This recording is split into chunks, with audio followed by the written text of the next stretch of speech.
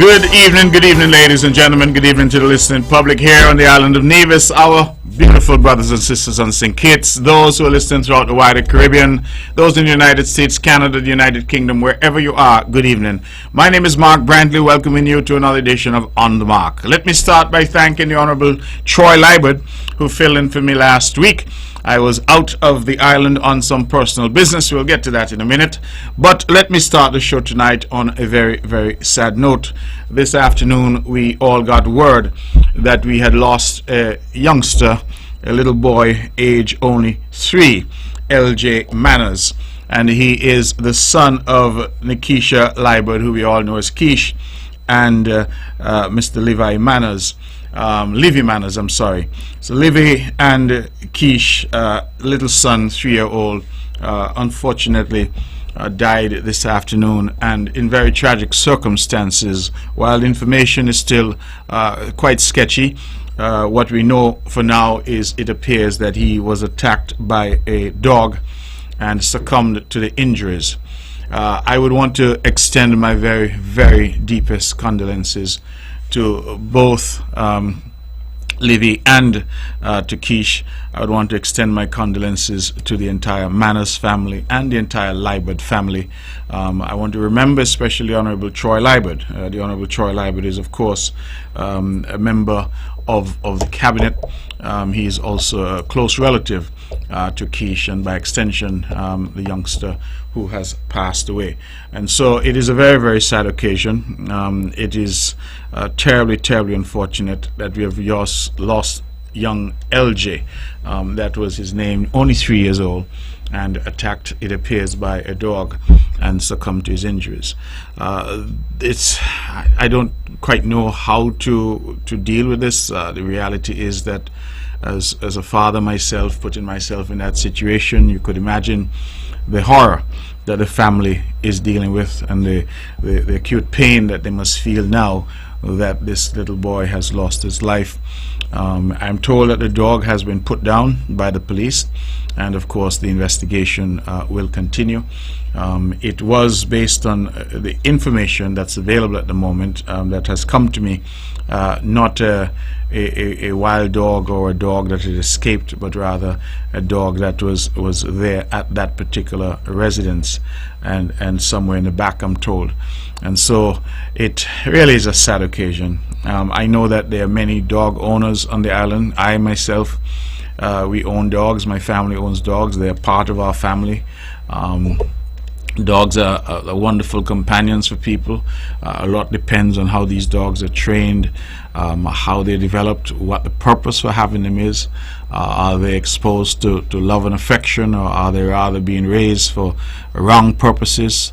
I know, for example, that some of our youngsters continue to engage in the illegal activity of dog fighting, and I've spoken out against it in the past. I continue to speak out against it.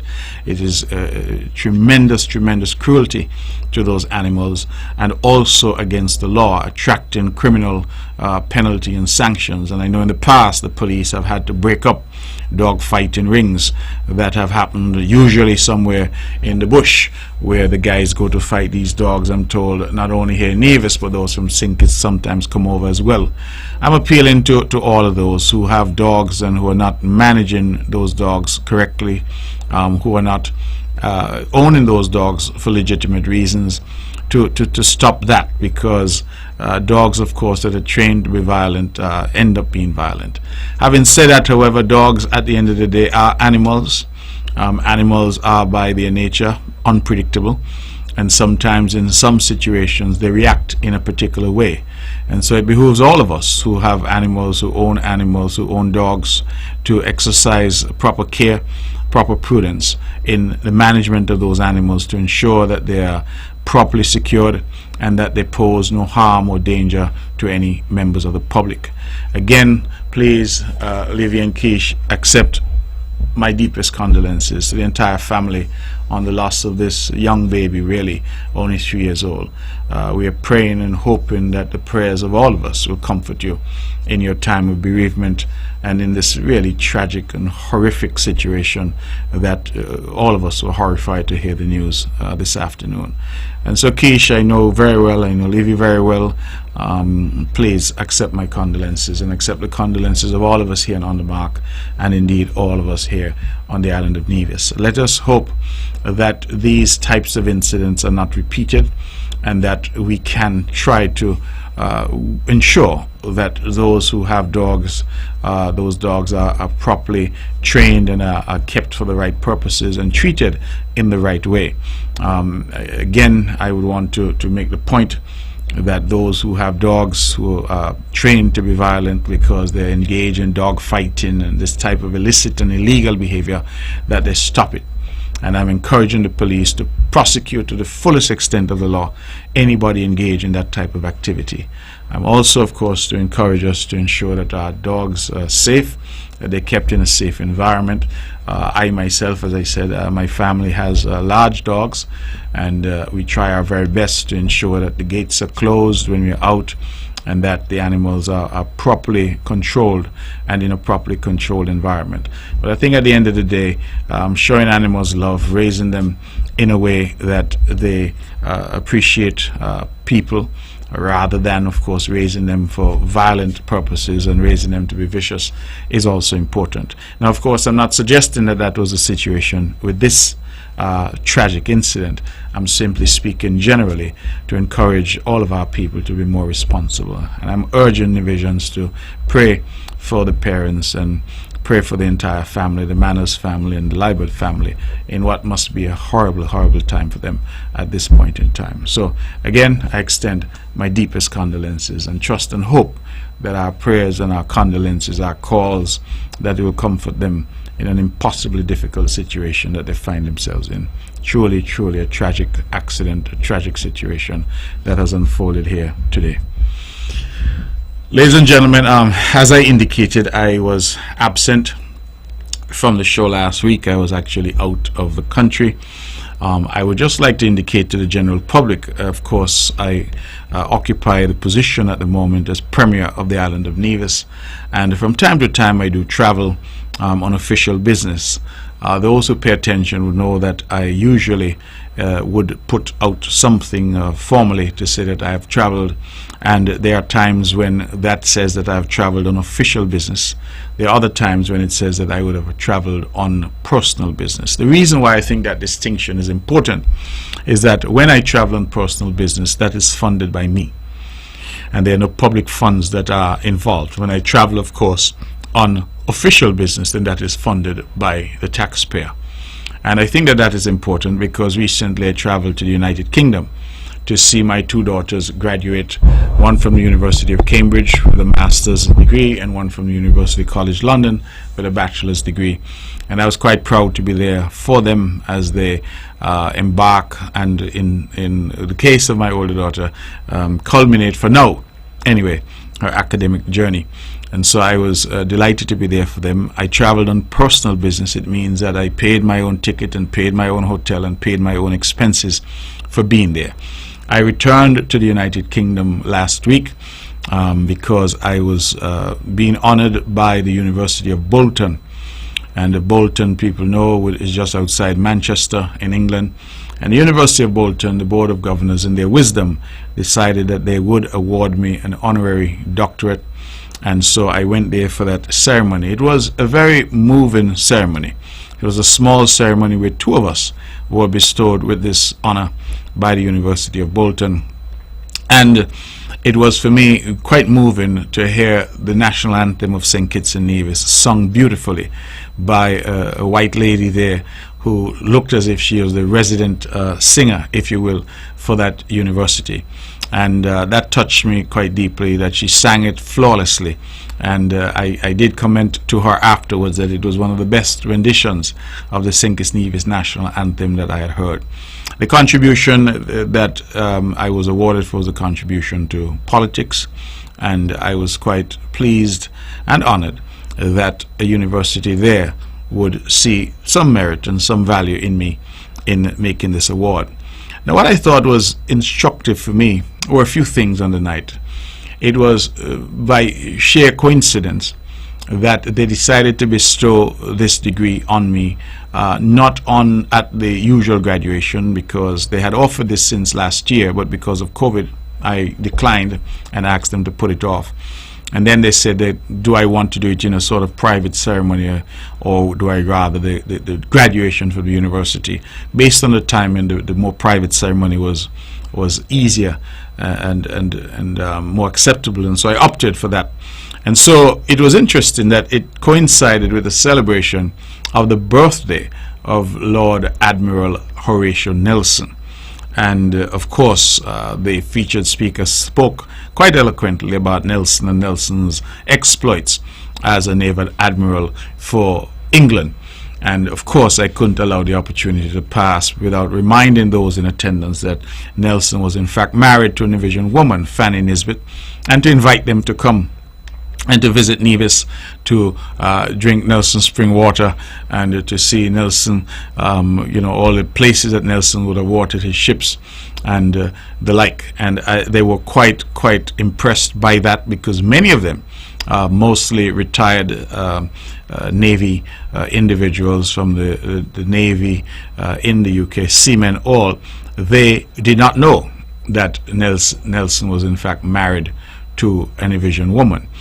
Many of them knew about Emma, I think she was called, who was another paramour of Admiral Nelson, but his wife, who was Fanny Nisbet, was in fact here from Nevis. And I certainly told him to come down and to visit with us and to see what we have to offer. So I thought it was a coincidence that this was being celebrated at that time, and here it was that Nelson had a long connection with the island of Nevis and with the wider Caribbean as well. And so I thought that was quite an opportunity to speak a bit about our beloved Nevis. I also thought it interesting, and as I stood there and was awarded, resume was read out and awarded this honorary degree, and I reflected that from whence I have come, born, as I have often said, in a little wooden house in 4 stones in a place called Scarborough in Hanley's Road. And when I say born in that little house, is because I wasn't born at the hospital. I was born in that little house. And to move from that rural existence, poverty was prevalent at that time. We were no exception. And to see that from that beginning, to be standing in England and being awarded by a university there of some standing an honorary degree, that the Board of Governors at that university saw it fit and saw value in me, of all the people they could have chosen to make that award. I thought that it was instructive, not just for me, of course it was an honor for me, but I thought it was instructive for every little boy and every little girl in our island and in our country. Sometimes, based on who we are, based on where we are born, based on the circumstances of our birth, some may want to limit us. So they say, oh, your father is just so and so, your mother was so and so, your father was a drunkard, your mother couldn't read. And they seek to use that to tell you that you cannot achieve. Oh, you're born down Henley Park, you're born at Brownhill, you're born down Low Street, you're born up at Hamilton. You're born into poverty. I no had no proper toilet and no proper kitchen. I no had electricity. You used to walk barefoot. You used to ride donkey. And they use all these things to seek to say to you that you're limited by the circumstances of your birth. And for me, this is very important. I get passionate about it, because it is unwise, in my view, for you to allow yourself, any of you out there listening, to be limited by the circumstances of your birth or the expectations of others based on those circumstances. I can read out a laundry list of individuals tonight We can talk about Vance Amory of blessed memory and from whence he came. We can talk about Sir Simeon Daniel of blessed memory and from whence he came. We can talk about so many who are still with us. Joseph Parry, who became Premier, and from whence he came. Dr. Everson Hull, the first ever PhD graduate in economics from Howard University, the famous Howard University, came from Bath Village. Walked the streets of Bath, taught, as he often reminds me, by Teacher Dinah, I think he used to call her. And we have to reflect, and those are just some that I mentioned, but so many. El Comido Willett made the West Indies team from the humblest of beginnings and circumstances. And we have, ladies and gentlemen, brothers and sisters, to start to instill in our people, whether we are young or not so young, but I'm speaking tonight more specifically to the young people. Never allow anybody to limit you, to limit your ambitions, to say to you that because of where you were born, or who your parents might have been, or the circumstances of your birth, because you were born without opportunity, without money, that you were born into poverty, that ought to limit your ability, limit your potential, limit your ambition, limit your capacity to achieve. If you look around and you see from whence we all would have come, you recognize that there is value in what I say constantly, that we are never limited by the circumstances of our birth. We are only limited by the extent of our ambition. And I live by that. And as I stood there in Bolton, being feted and honored by these strangers, giants in academia, who saw value in me, a boy from Henley Park and Brownhill, I said that all of us can do likewise. It may not be in politics, it may not be in law, it may not be in medicine, it could be in fishing, it could be in farming, it could be in construction. But whatever you do, do not let anybody tell you that you ought to be limited. Dream big dreams. And that for me is very important, that we instill that, because I have seen sometimes our people, they shy away. I said to somebody recently, and anybody out there who's in a vision, call in tonight and tell me if I'm wrong. A test. I see it happen all the time. You're having a meeting, a public meeting in Nevis, or anywhere for that matter where there are any visions. You set out 40 chairs in the room, in rows, from the front go to the back. Every person who comes in, without fail, sits in the chairs in the back. In fact, I have been at meetings where people who come in later stand up in the back and their chairs available in the front. We have this sense that we ought not to go and sit up in the front, and why not? Why not? You see, I am of the view that for a very long time, our people were told, know your place. Don't hang your hat till you can't reach it. And so we developed this sense that we must shroud our ability and shroud our capacity, because if you dare lift your head above the parapet, you had the naysayers who are willing to tell you how you're boasting and you believe you're bigger than people and you believe something special about you and you this and you that and you're the terror. Look how you dress, look how you talk, you think you this, you think you that. We're very good at that. We're the people who celebrate those of us who have accomplished something with their lives. We're those who go out and say to that young man or that young woman, well done, and I encourage you to do even better. Instead, as a society, we tend to be quite willing to gang up and say that somehow you were born with the wrong title, you were born in the wrong place. Let me give you all a joke. It's a true story. I won't call any names, but it's a true story. Those who know the story will know that it's a true story.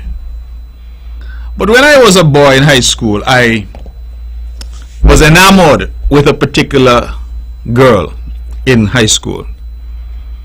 And many of you would know that Brownhill had a bad reputation. I don't know why, because Brownhill is the most beautiful place, but it had a bad reputation. And I remember feeling quite good about myself, that this young lady with whom I was enamored took me to their house one afternoon. And the father, who was a prominent individual in the community, he asked me one question. He said, "Where you from?" And I said, "Brownhill, sir." He said, "Brownhill, don't come back here." And that has always stuck with me. In fact, when I speak to those who know the story, we laugh about it.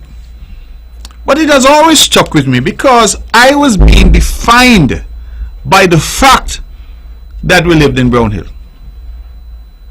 And this is true all around the world. It's not just here, you know. Because I watched something recently, and somebody was making the point that if you live in certain zip codes in America, and you apply for a job, once they see where your address is, they don't bother to call you, because you come from a quote-unquote ghetto community. You come from a poor background. Only poor people live certain places, so you don't get the call. And so they assume that you are not capable of rising to the occasion because of where you're from. And I always reflected on that. I reflect on what we tell our children sometimes: don't hang your hat where you can't reach it. Whilst that is good advice in the context of saying, learn to live within your means and your circumstances until you can do better. It also, I think, can be interpreted to say that there are limits to where you can go and limits to what you can achieve. And I'm here tonight to say that whether you're from Jessop's, Rollins, Henley Park, Zion, Hickman's, wherever in Nevis you're from, wherever you were born, whatever your mother name, your father name, whatever the circumstances of your birth, it does not define you. And that you are capable of dreaming big dreams. You want to be Prime Minister of this country, it is available to you. You want to be Governor General, it is available to you. You want to be doctor, lawyer, fisherman, contractor, business owner, farmer. You want to be a Nobel laureate, you want to be a scientist, whatever you aspire to be, let no person tell you that you cannot. And that to me was the lesson of this honorary doctorate. It's the second one I've received, praise be to God. But it was a lesson of this because I reflect and said, who would have thought?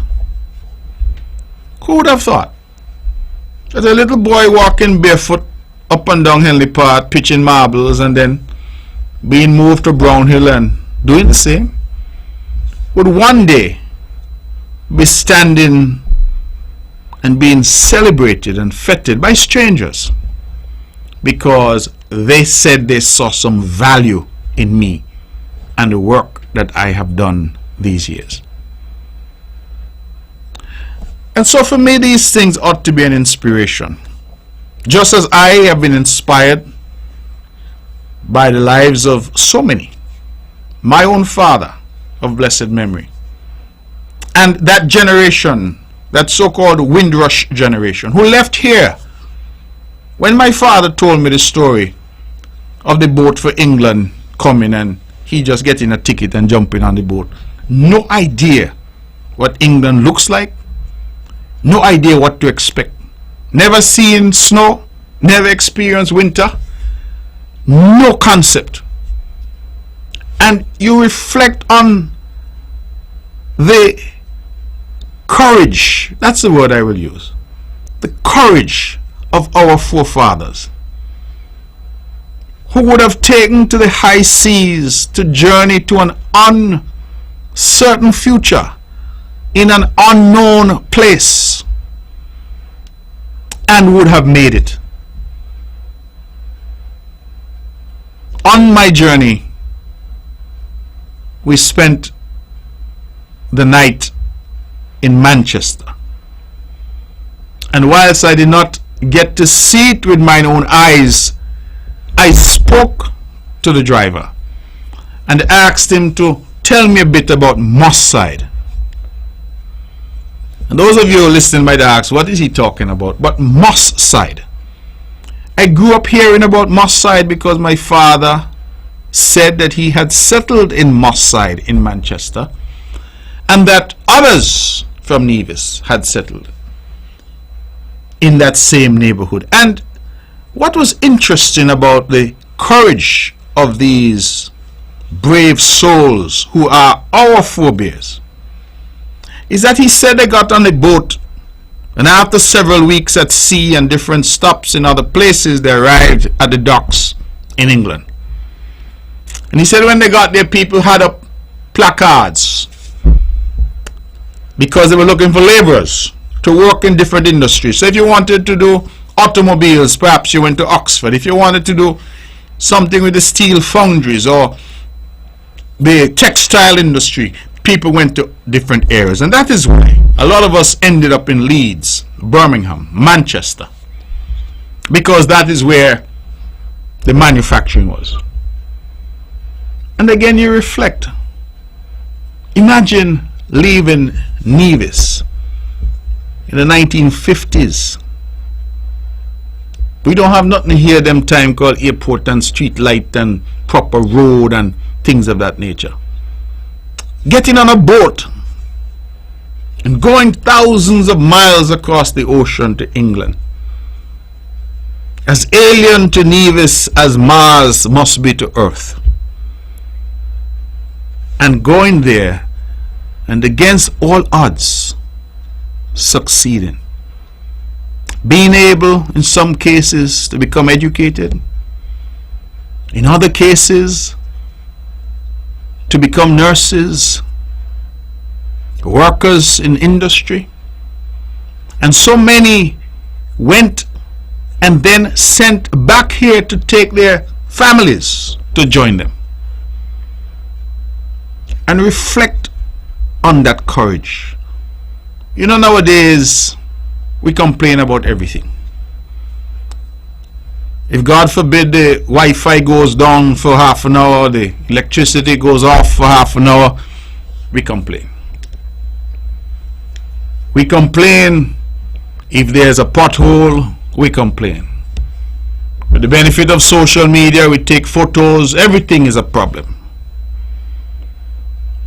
And I sometimes want to remind us of the path that we have collectively taken as a people, to remind us of the distance that we would have traveled, to remind us of the courage of our forefathers and what they did and what they endured, so that we today could have the privilege of complaining about little things.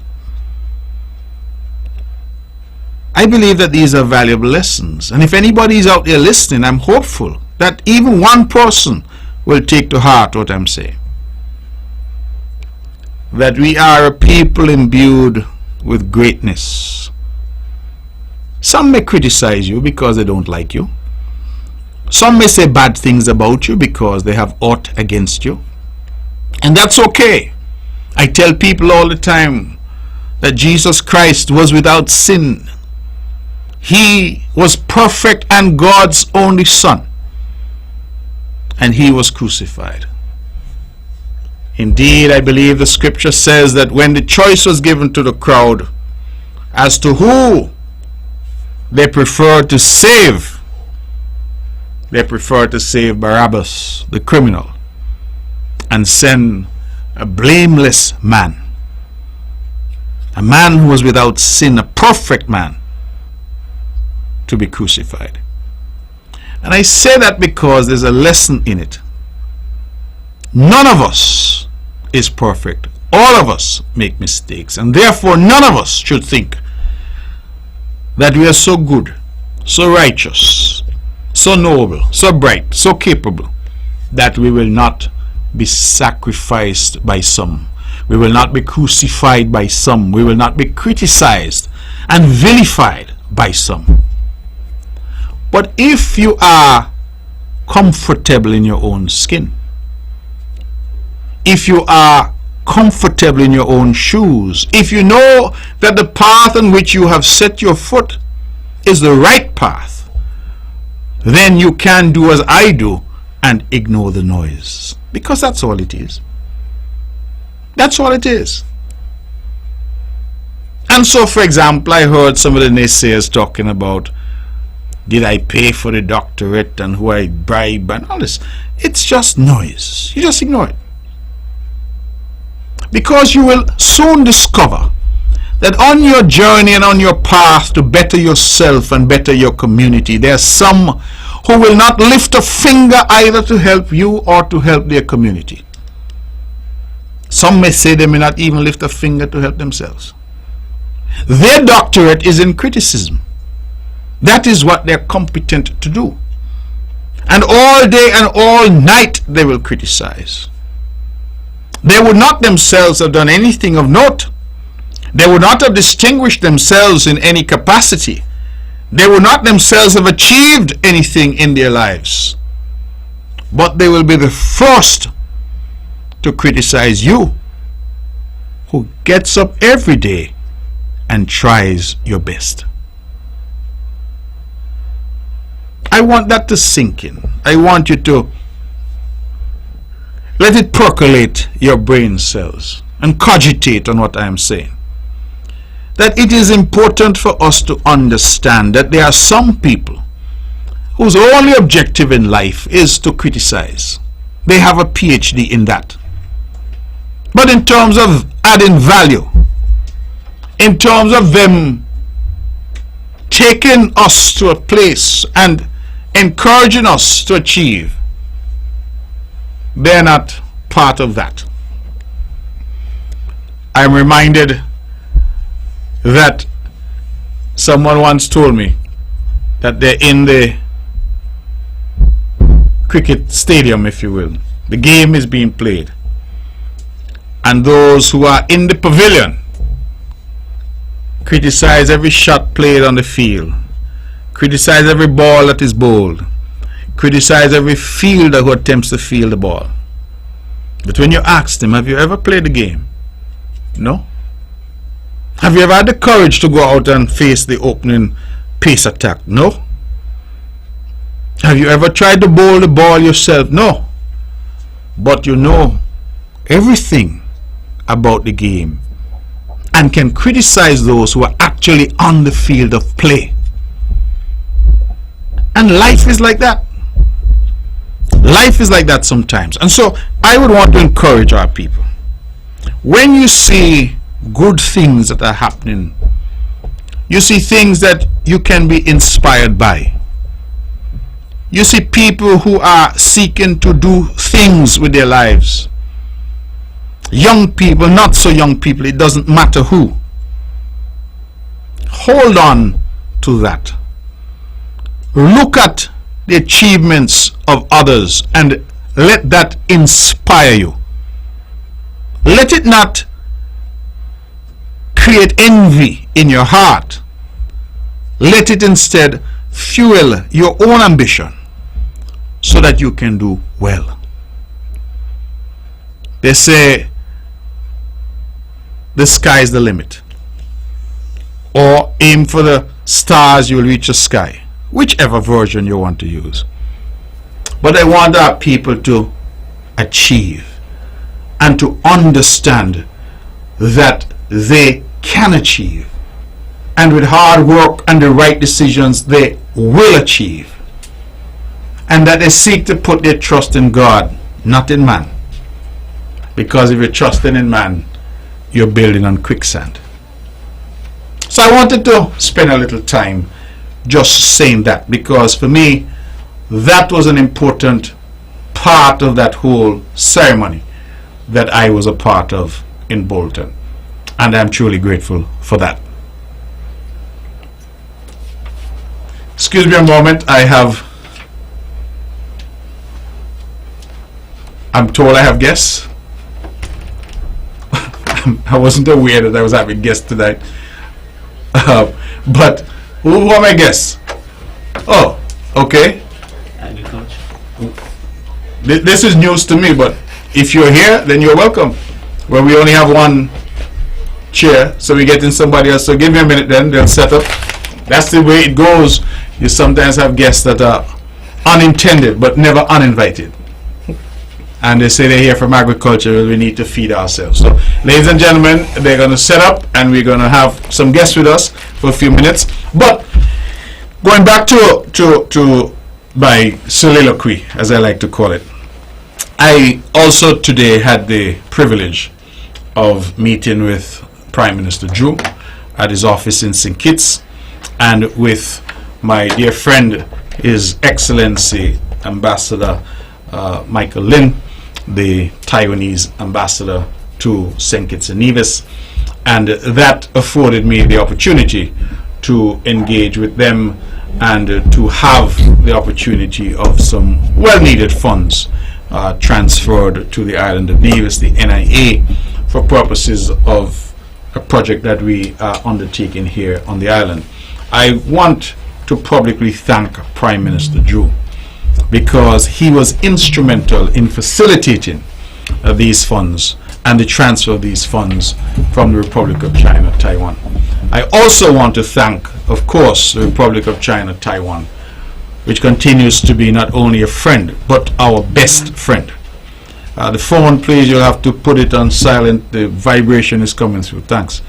So I really want to thank Prime Minister Drew and thank the ambassador, the Taiwanese ambassador, for making these funds available and for allowing the fairness that we've been talking about to start to show itself. And I'm hopeful that this relationship can continue and can blossom. All right, so we have two guests, unexpected, but they're here. And gentlemen, we don't have a lot of time, so I'll allow you to introduce yourself and tell the people why you're here and what you're about. So I turn the show over to you. Good night, Mr. Brantley. Good night to the listening public. I'm Siobhan Walwin, Marketing Officer from the Ministry of Agriculture et al. Good night to everybody. Everybody should know me already. My name is Marvin DJ Woodis Lois, the supervisor of the Indian Castle Estate, the newest estate that was revitalized in the last year or two.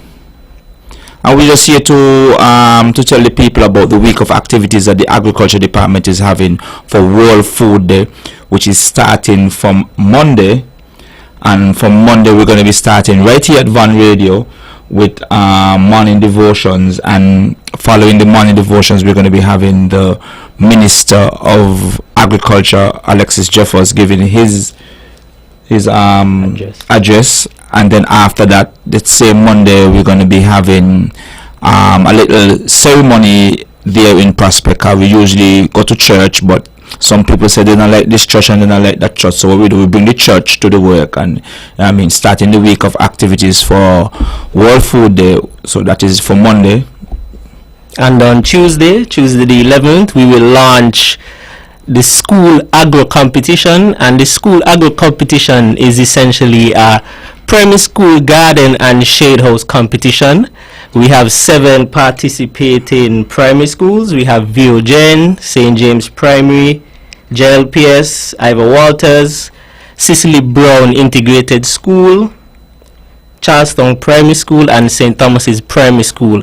And these schools will be judged on their gardens and shade houses in terms of categories like the aesthetic, output, creativity, and so on.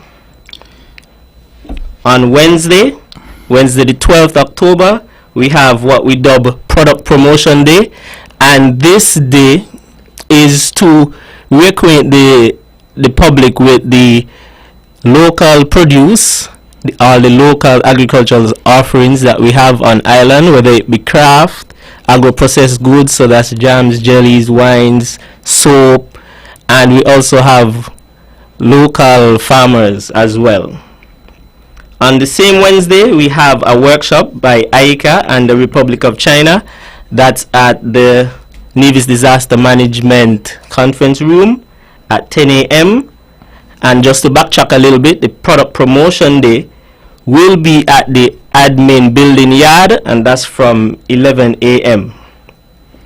Yes, so that's product promotion day, and that's on Wednesday. And on Thursday, we're going to be having something that is dear to my good friend Vince here. I mean, they're going to be commissioning a small ruminants pen over there in the Maddens area that the Nevis Island administration spent a good amount of money to set up a proper facility, not just some galvanized and some zinc and these kind of things, a proper small ruminants pen for the Maddens area.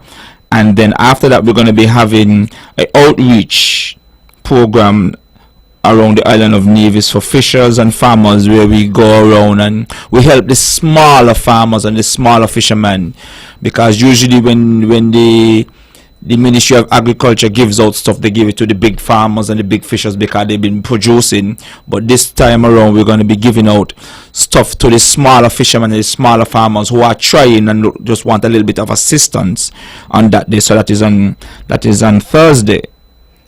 On Friday, we're happy to introduce, for the first time, we'll be having a market night, and this will be at Market Street, Charlestown, from 4 p.m. to 10 p.m. We'll have entertainment, local produce can't done. We have a lot of local farmers, so it's going to be a Friday night lime. So come out to Market Street and enjoy. Yes, so that's the Friday, and I don't want to be boasting, not because I work agriculture department, but I'll be the DJ there as well too.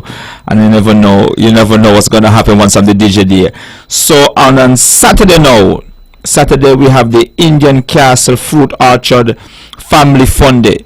Usually when we have the open day down there, it usually happens in the week. The last time we had the open day there, Minister Brantley was there, and he saw that what Mr. Jeffords spent the monies, and he said, wow, things are going down here in local colloquial terms. So on Saturday we're going to be having a family fun day starting from 9 until 6. So we put it on a Saturday because a lot of people don't get a chance to come in the week because they're working and stuff like that. So Saturday is the Indian Castle Fun Day. We're going to be having a lot of things. We're going to be having the NCDF masquerade, drums. We're going to be having Sawil. So all those people who look in Sawil to actually put to cure for the upcoming Christmas season, we're going to be having Sawil. We're going to be having roast corn. We're going to be having coconut water. And for the elderly folks who can't walk around the 35 acres of land that we have there in Indian Castle, we're going to be having 2 golf carts to drive around the elderly. So it's a whole family fun day from 9 o'clock in the morning right down until 6 in the evening. So bring your whole family. Understand me? You could let your children in the farm because the farm is well fenced. So you could let your children. You're going to have bouncing castle and a lot more. Understand me? So I think the family fun day is one of the biggest things for this year's World Food Day activities. And to culminate the week of activities on World Food Day itself, which is Sunday, October 16th, we'll be having a multicultural food extravaganza at the Malcolm Gishard Recreational Park at Penny's from 11 a.m. So after church, you can come to the park and enjoy your lunch. You can come back a little later with the family and have some fun. Multicultural food extravaganza, that means we're gonna have food from all the nationalities on Nevis. We're expecting tostones and pork from the Spanish community, jollof rice from the African community, roti, dal, and of course the Nevisian classics that we love so much. So that's the week of activities in celebration of World Food Day, which is Sunday, October 16th, and the theme is Leave No One Behind. So that's what we're aiming to do with these activities. The multicultural food extravaganza is free of cost. It's free of cost. So come out and enjoy what we have to offer. Yes, I just got a message there from my good boss, Mr. Ronald King. So he said to tell everybody, once you come to Indian Castle Estate, you understand me, you're going to be fascinated with what's going on down there. And he said, if any vendors, we're not charging the vendors, any vendor that wants to come and vend down there is $0.00. Just get in touch with me. My number is 667-5213. You could contact any member of the agriculture department and they will lead you to my direction. So any vendor who wants to come down there and vend is $0.00, because as we say, the theme for this year's World Food Day is what? Leave no one behind. Yes, so yes. Gentlemen, you've said a lot. I wonder, it sounds like a month of activities. You said 1 week? 1 week. But the amount of different activities that you engage in, all are very interesting. I heard about food down at the Malcolm Gishard Recreational Park, and the fact that you're showcasing the different nationalities here and the different foods. I think that is excellent. But also I heard you mention the Indian Castle venue, and what's it been called? Orchard? The food orchard. I am overwhelmed, and I really think that the people of Nevis, who sometimes even though we're in a small island, people don't actually see for themselves what's going on. But I really do think that people should make the effort to go there in particular, and visit. I believe people will be blown away by the work that is being done there at Indian Castle in a short space of time. A very short space of time. And the minister's already come back. He has big plans, he said, to put another 30 or so acres under cultivation.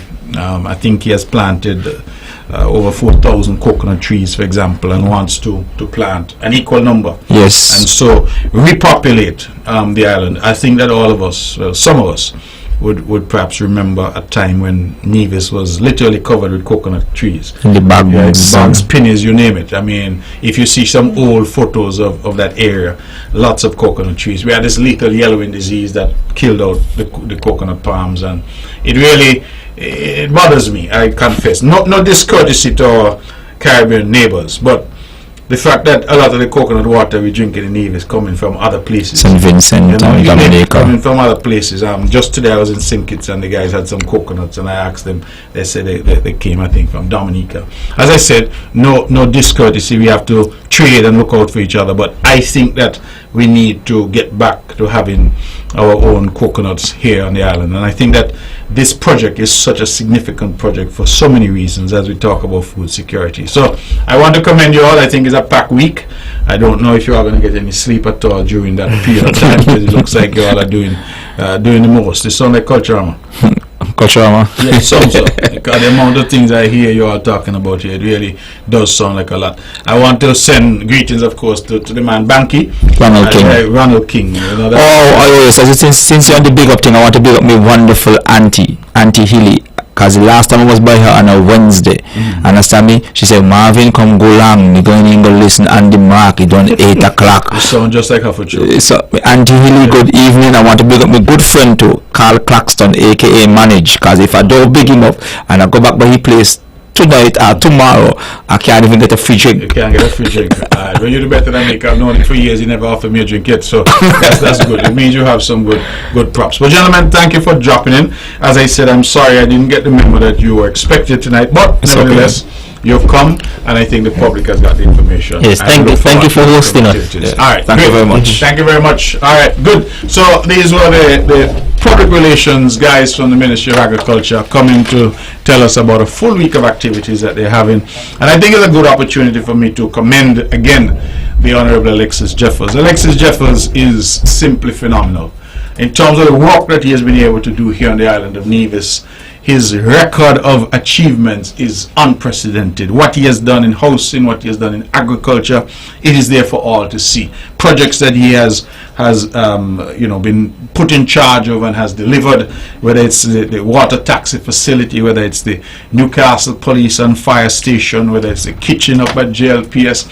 He has really done, in my view, a phenomenal job of delivering, and his DNA is all across Nevis. And I think his most ambitious project to date has been this project at Indian Castle. I'm very impressed, and I encourage again members of the public to take the opportunity to go there and see for yourselves. I don't believe that you will believe that you're in Nevis if you go there and see what is happening at Indian Castle. And so kudos to him, kudos to the man Banky who's managing it, to the PS Huey Sargent, to the director, of course, Randy Elliott, and to the entire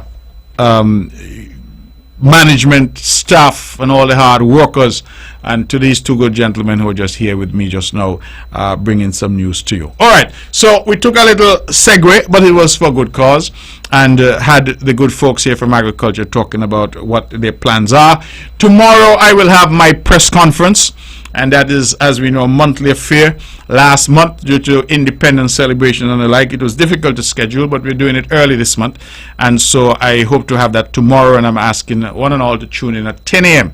as, of course, I have my monthly interaction with the members of the press and bring updates in terms of what is happening, and to be able to make whatever announcements there might be and whatever decisions that there might be that might be impacting our people. And so I look forward certainly to that opportunity to engage with members of the press. It is now 10 minutes to the hour of 9 o'clock. I'm going to open the lines then and take some calls for those of you out there who are minded to call and want to be a part of the show. The numbers to call are 869-469-1616 or 869-469-1700. Those are the numbers to call if you would like to be a part of this show this evening, and certainly I encourage you to call in and share your views and put whatever you want to put on the table.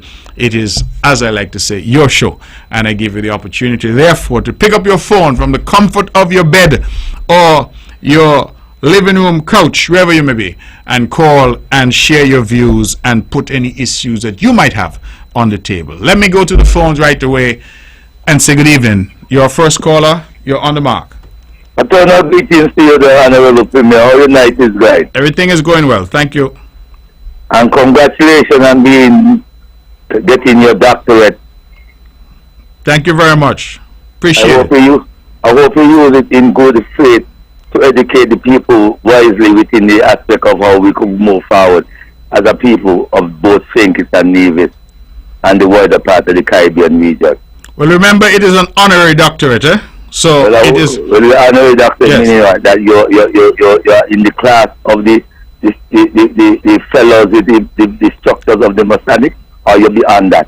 But I don't know about structures of Masonic. It's an honorary doctorate offered by a university to those who they think are deserving, and they thought for some reason that I was deserving. I'd only say that because you said I should use it to educate. So I didn't go behind the door and work for it like some people. No, don't tell you that. The men tell you when behind the door, so don't use what the men use, please. I just tell you what I feel I can be well informed to the people of St. Kitts and Nevis, and who are parents who go into them fields that are open up as opportunity. You said in your opening brief remarks them. All right. Okay. Well, so, all right. Me like to put something on your table sure, now. Go ahead. You return back to the people of Nevis and return to the Federation of St. Kitts and Nevis. Now, looking at when we speak at the last time, when me and you had a dialogue, and I'm coming back to education now, because I see some things that you the Minister of Education in Nevis? Yes, I'm the Senior Minister. The education, however, is managed day to day by the Honorable Troy Libert. Well, since you're the Senior Minister and you have a manager by Honorable Charles Libert, I would like to ask you all, do you all do the formality of making sure that the black structure of the history of Nevis be formulated as a part of the curriculum? I'm not sure what you mean when you say the black structure, the history of Nevis. Contribution that the people of Nevis made in that isle. Not no white people not about African descendant now, because we realize we only seen something play out in the island of the history of Nevis too. Alexander Museum, but they don't play out in the school.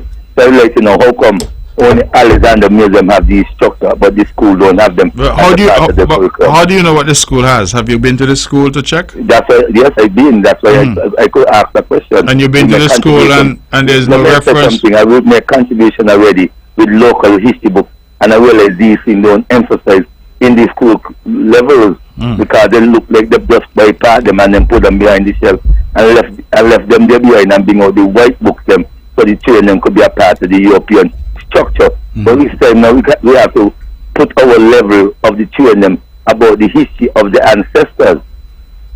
Okay, all right. So this time you must bring your brethren child level and tell him this is time now he start to open up the book and start shut the book. If you really serious about change, we don't say force nobody. We say change with education, and education must go between respect. You see? All right, well, I hear you, and certainly educational reform and looking at what we offer is going to be an ongoing exercise. I was in these classrooms many years ago, and I know that even then we were taught about all of the history, including the black history, including the contribution of our own people. And so I would be surprised if, as you're suggesting, it is not being done today. But certainly it's a matter that I am prepared to look into. Well, I think it's time now because those are the overall educational review with Thinkers and Nevis. The teachers come down, I don't know if they'll be vice versa, between Thinkers and Nevis sharing the ideas, and with the curriculum structure, that they imply these things are part of helping out our youth them going further. Okay. Because the thing that they taught in the school ain't what they don't see on the street are going into these businesses as a part of this service that they're going to put in. So, me, ain't in the college, and I'm glad me because that tutor will have one for his or her life. Because me ain't no dummy. I'm ready to read and put things in it in a way that the young one them could have an understanding in what we are talking about. Anyway, Brother Premier, right. I put a thing to you already, and I don't know if you follow up on that request. The lamppost in the area by the taxi stand area when you come out from the Charlestown Pier. You have the woofing, the lamppost is still up into the woofing. Can something be adjusting so the woofing don't be in time with the lamppost? Well, I don't know. I don't know. That is a matter for the people at Nevlec. They will sort that out. Well, you put it to Nevlec, please, because it needs to be adjusted. It's very urgent that if a fire breaks out, is a problem in that area. You have a blessed night. Thank you very much. Up and be wise. Thank you for your... Remember, we don't make this about keep your head up and always stand firm. You have a blessed night. Guidance. Blessed night as well. Thank you for your contribution. Ladies and gentlemen, you listen to On the Mark. I'm your host, Mark Brantley. The numbers to call are 869-469-1616 and 869-469-1700. Let's go back to the phones. Good evening. You're On the Mark. Hey, good afternoon. Hear me now? Lord have mercy. Good evening or good night, Mr. Premier. Good evening to you. How are you? Yeah. Oh, you're giving God thanks, man. Yes. That's the spirit tonight. It keeps you alive and well. Yes. Now, I want to send my condolences to the family of the infant, the preschooler. It's really tragic. Yes. And I want to congratulate you on receiving the honorary degree. Thank you. The doctorate. You're now among the doctors. So, the younger people got to realize now when they look in the parliament, everybody's doctor. No, but some are real doctor. Well, you know, doctor is doctor. Just doctor is doctor. If you get sick, don't call me. I wouldn't know what to do. Yeah, and Sean gonna be one soon because I said he was working his doctorate. Yes. Good night, Mr. Sean Richards.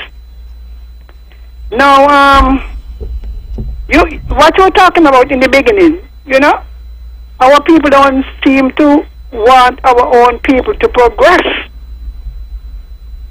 And just the other day, well, it has been going on for some time. Oh, nobody will Sylvine. Sylvine come from the poorest of poor. And they think because they went to university, there's somebody. Now, shouldn't you be glad to see your people elevate and who making a contribution? The same thing you're talking about. And often it is born out of envy, you know. You know, covetousness. Because if it was them or their family, I mean, you couldn't you have to make them hush.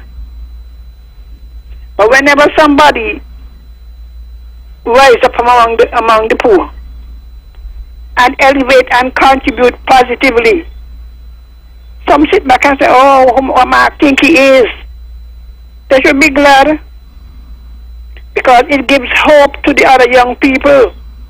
Because there are many more among us who are looking for something to aspire to. You see them in the schools doing well.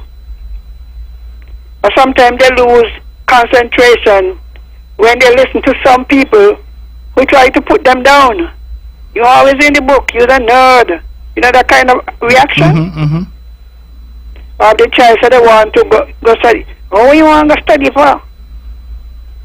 So I hope our people would understand, you know.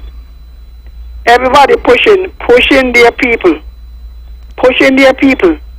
Encouraging and motivating. You should do the same thing. Because the more of our people are able and equipped, the more productive they should be. And the better it is for the country. So I am glad that you don't take on some people. Just, you say like me, I don't tell them, I ignore the noise. I ignore the noise. Because the time that some people spend or waste criticizing other people, they could have used it more productively. Go down to the university center, go evening class, educate yourself, get a skill, so that you won't have to look at other people and say, oh, well, Mark got this, and Mary got that, and you got this, and you got that. You know, it is, in a country like ours, it is available for you. So to the young people listening, don't allow anybody to keep you back. Aspire for greatness. Aspire. Because when you succeed, the country succeeds. All right, and good night to all of my Freeman, Jeffers, Payne, Challenger family in Nevis. And the husbands and Montserrat, all the Montserrat people. And all of the Kittitians. Good night, God bless you. All right, well, thank you very much for that contribution. And I think that you have put it far more eloquently than I could have. And I'm happy for that you called in and gave that perspective in the way that you gave it. Because I do think it's important that we understand that there is this element to our culture which is unhelpful, and which, rather than advancing us as a people, really retards our growth and our development. And I will share something. I don't even know if I've ever shared it publicly, but I know where I'm from. People who know me, really know me, understand that I have no difficulty in speaking about where I'm from. Some people, unfortunately, are ashamed of where they're from, so they try to forget it. I don't try to forget it because it's a part of me. But what I know is that it doesn't define me, in the sense that it doesn't create for me limitations. And I think that is the transition that all of our people must take. I had an experience. I came back here, had the benefit of help throughout my life from people who believed in me. Teachers from kindergarten all the way up who gave me that little extra lesson. A mother who, despite her own failings in terms of not having gone to school, instilled in us the need to read and write and the ability to go to school and do well academically. And a father who was the same. And so I came up rough, hard, things were tough, but I always kept striving. And as I said, a lot of people helped me along the way. Sometimes when we moved to Brownhill, you had to walk the 2 miles to get to Charlestown to go to school. Rain started to come. It was, your neighbor, Mrs. Liebert, Mr. Liebert, or maybe sometimes Mrs. Springett, who stopped and gave you a lift. Those were the few people who had a car, and you were grateful, and you remember these things because this was kindness from persons who didn't owe you anything, but that's how we lived. And I was the first recipient of a Social Security scholarship and was able to go to school, high school, and then sixth form. Then I got a scholarship to go to UWI to study law. And in Jamaica, I got a scholarship to go to Oxford to do postgraduate work. And so when people hear me passionate about training and scholarships and encouraging our young people to reach out and grab those opportunities, because I have lived that. And do you know, caller, that I came back to Nevis, a recent graduate from the University of Oxford, the #1 university in the world at that time. And I came home full of vim, vigor, and vitality to make my contribution, felt that as a young lawyer I'm going to make a contribution and all of that.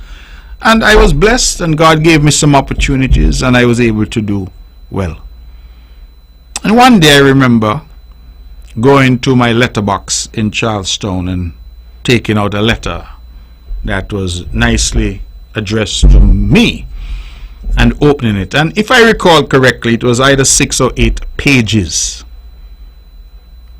And whoever wrote that letter, I say whoever because the letter was unsigned. It was just 6 to 8 pages, if I recall, typewritten pages. And the person clearly knew me very well, because they recounted where I was born in Scarborough. They recounted how I used to walk barefoot. They recounted how I used to be hungry. They recounted how I used to go over Henley, go pick mango and guava. They recounted my days in Brownhill, how I used to take care of Luther Williams sheep and goat, how I used to ride donkey with Mull and Brim and them boys fully cocoa. They went to town, and then they ended and say, and look at you now, you're driving big expensive car and playing big shot like you forget where you're from. And I thought that letter was interesting, because clearly, first of all, somebody had taken their time to write this epistle. Secondly, they had recounted accurately the circumstances of my upbringing and the things that I had done. But they had used that now to say that here you are now, a lawyer, and think you're a big shot. You're driving a big car and you believe you're this and you believe you're that. And I reflect to this day, I don't know who it is or who it was, but it was clearly somebody who knew me. And so you would have thought that if somebody came through all they said I did, ride donkey and look after sheep and goat and whatever else they said I did, and I didn't steal from anybody, I didn't rob and kill and sell drugs or nothing, and I have achieved something in life, you would think that they would say, well done. But that wasn't the purpose of this epistle. So I understand what you're saying, and I think it's important that we keep this uppermost in our mind, that we encourage each other to be the best that we can be. Let's go back to the phones. Good evening, you're on the mark. Hello? Hello, good evening, Mr. Matt. Good evening to you. Yes. How are you? So you went on a long tour. That was nice. Thank you very much. See, as far as the education, children go to school and learn well. Otherwise, later on, you catch real, and it's true, I didn't really come out with no certificate, no. But I try. And today, look at me, I have over me head, I try, in a small way. I didn't finish, and them days, I didn't believe in secretarial thing, but while you're young, or 24, you have nobody to back you up till you can go. You used to go Hogan. Remember Brother Hogan up there, Lally? No, I heard the name, but I don't remember the person. I used to try go to a little typing and stuff, but no push, And when no push me, you're going to fall. I will say no support. So, you went and you have your education, you went and you get your degree, and that is so important. What happened today? We have young people, they don't want to go back to school. They want to come out of school 16, 15, 16, 17, 18, and when you tell them go back, they won't go because this money just a flash in the eye. They go back to school. I got 1 or 2 grandchildren like that. Go back to school, right? Work in the day and go to school in the night. It's a 2 week, sometimes 2 days a week. And now they must eat it up like pork chop, because you see, they say that up in the college, certain amount of money what you used to pay, you don't have to pay it anymore. And for enough forbid, I hear a friend of mine was telling me up to last night, she have this son, and she'll tell him go back to school and he hear talk about things. He not too big at 21, he not too big. He doesn't mind to play with him. I tell himself, oh, me done in there, me big and this and that, but no. When I went to St. Thomas, Mr. Brantley, in 1987, I used to follow my sister like tonight to a night school, right? Because a lot of kids shouldn't leave here really uneducated. You could just go and clean or do a little mechanic and that's all. And, and people go, and some of them come out bat in hand, to leave here, just a little lower than what they should be. Yes, I don't know, but we need to put these in the children them had go back to school and learn well. Otherwise later on they're gonna catch real hell because they're gonna get drawn by somebody riding them go sell this to me down the road. You're gonna go sell the wrong thing, did you open the bag now? They say go sell it. I go down they go give Mary that to me. Man, Mary man, she just live two house from the one you been out. When you look, you're in well rich Mary house as the police are come here and we. We need to put these in the children. There's none out there named fast and check your time and you reach. I never think I would have get a proper house look tonight in my house. In a poor nuts lady like me who going around selling, go all up Navy selling. I just say, you know what's to me because what happened? I used to want pulling around my carton and going with the band man. So you know I want to hustling. Right, Next right. I couldn't go back and buy again. Right. So we need the education and stop put stupidness in front. They ain't gonna help. Help them, you know. They're gonna go drift more.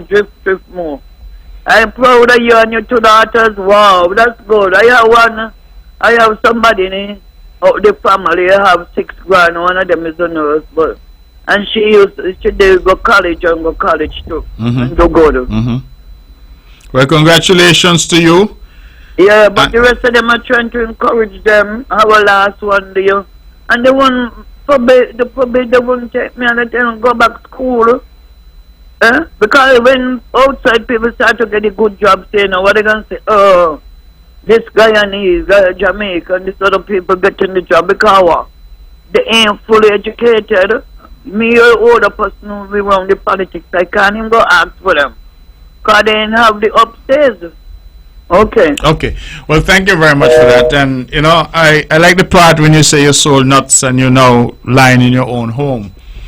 Because the point that I'm trying to make, you emphasize education, and education is absolutely the only proven way, in my humble view, of escaping the grip of poverty and advancing yourself.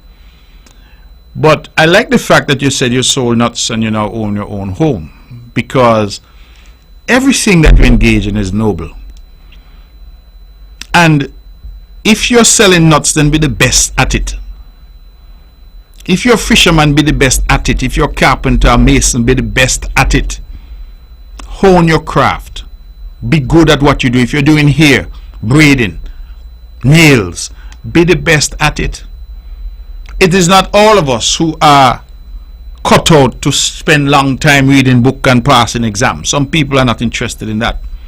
Some people want to play music. They want to create. They want to do art. But if you're going to do it, be the best at it. Become excellent in whatever it is you do. And don't listen to people when they try to tell you and put you down and remind you that you used to ride donkey and take care of sheep and goat. There's no dishonor in poverty. No dishonor in where you're born or the circumstances that you find yourself in. Some people by accident of birth are multimillionaires on the day they're born because their parents happen to be wealthy. Some people by accident of birth. Look at King Charles today. He's become king. Why? Because he was born to Queen Elizabeth. He had nothing to do with that. That was pure happenstance. Equally, if you happen to be born in Newton or Deep Bay or Taba, or wherever you may be from, do not allow that or anybody to tell you that that should limit you. And that's the point I'm trying to make. And when you see people who are trying to rise, put their head above the parapet, as I say, stop bawling them down and crying them down. You can't point to a man's children out there and cuss them and say, oh, they're playing this and that, when you know in your heart of hearts that you hope your child or children would succeed as well. Success is what all of us want for ourselves and for our loved ones and for Ireland and our people. So let us encourage each other to reach to our fullest potential, our highest altitude, And if your altitude was here, then try to encourage your children to reach even farther than you did. That is how you build societies, by ensuring that the generation that comes after you are better equipped than you were. It's 1:15. We're taking your calls. Let's go back to the phones. Good evening, you're on the mark. Good evening, on the mark. Lord, I try to get you, but bonus a long story with you. Anyway, I'm going to play the news, but I couldn't find you. They say you're busy with somebody inside. But I got all the love from Troy. So I tell you hello. All right. And tell everybody hello. All right, my dear. Good to hear you. All the best.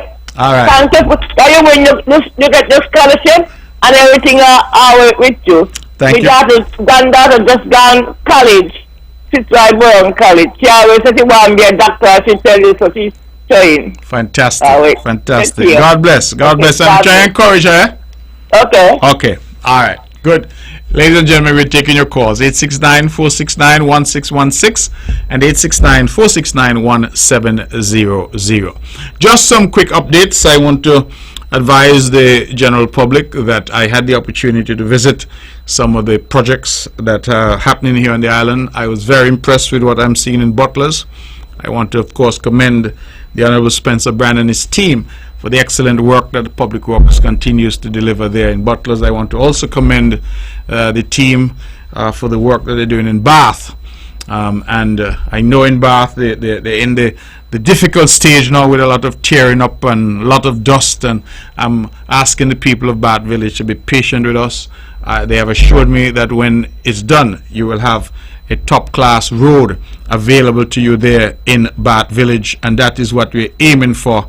We're aiming to ensure that you have something that we can all be proud of. And just tonight while I'm here, my good friend Danny would have sent me some photos of paving that is happening in what he calls Lower Webb's Ground.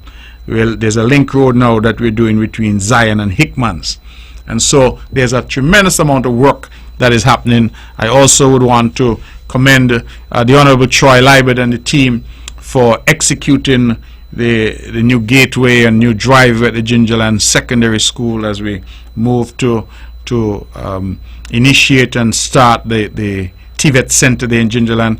Again, very impressed looking at the housing developments that are happening in Maddens, those here in Chimney Crescent right there in Cherry Gardens, those up there at the top of Craddock Road in Hamilton. Those developments are coming along very nicely. People are already moving into their homes. Some people will have their keys for Christmas. Praise be to God. This government is doing great things on the island of Nevis. Let me go back to the phones. Good evening, you're on the mark. We've missed that caller. Caller, please call back. I apologize to you. 869-469-1616 or 869-469-1700. Let's go right back to the phones then. Good evening, you're on the mark. Caller, if you're calling on a cell phone, we're getting a bad feedback. Yeah, could you perhaps hang up and call back? Yeah, I'll hang up and call back. Good. So we are taking your calls, as I said, 869-469-1616 and 869-469-1700. So the project on which I would want to just update you is that the water taxi facility, the departure lounge area and ticket area that is to be constructed, that construction has started. It will kick off in earnest. They've done the demolition work and the actual construction will kick off in earnest very shortly. And so I want to certainly ask again for the patience of travelers as we try to get that done. Let's go back to the phones. Good evening, you're on the mark. Yes, we hear one another good again. Good night to you, Brother Premier. Yes, good evening again. And I would like to bring this here to your attention because I remember a couple of years ago when you were the Minister of Foreign Affairs and still the Premier of Nevis, you had signed a deal with, you get a loan from the Taiwanese to establish with the Penny's Beach, something like that, right? We didn't get a loan from the Taiwanese. It's some kind of grant, right. So you all signed an agreement, right? Yes. So what is the point that you're making? I'm trying to wonder if that still is available in what you all had outlined to the people of Nevis. Is that still ongoing? If what is still ongoing, if the The law... project was supposed to be with the grants that you get from the Taiwanese.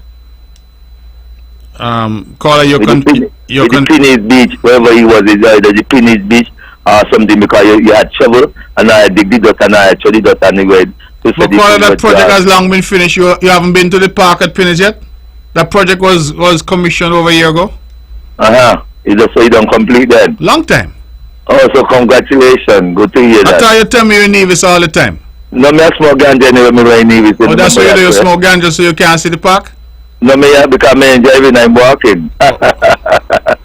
Anyway, it's a good thing that you get that complete.